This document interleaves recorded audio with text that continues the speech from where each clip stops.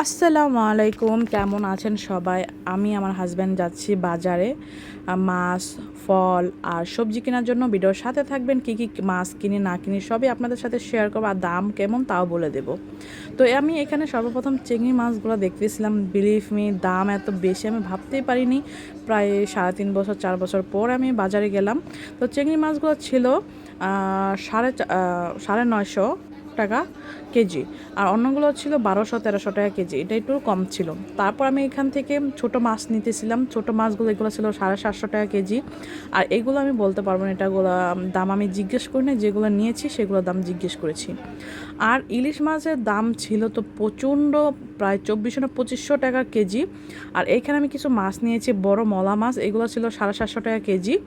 আর এই দিকে আমি আরও মাছ দেখতেছিলাম। এই মাছ আমার খেতে ভালো লাগে না, তাই গুঁড়ো মাছই নিতেছিলাম বেশি বেশি করে। আর এখানে শোল মাছ ছিল।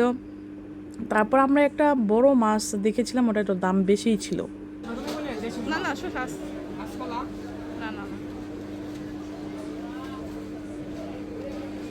তারপর চলে আসলাম মুরগি কেনার জন্য। তো আমরা এখানে 4টা মুরগি নিয়েছি। 4টা মুরগির দাম ছিল 1100 না 1150 টাকা নিছে। তো একটু ঝামেলা হয়েছিল, পরবর্তীতে লোকটা দিয়ে দিয়েছে আমাদের, আমরা কিন্তু বেশি দামাদামি করিনি।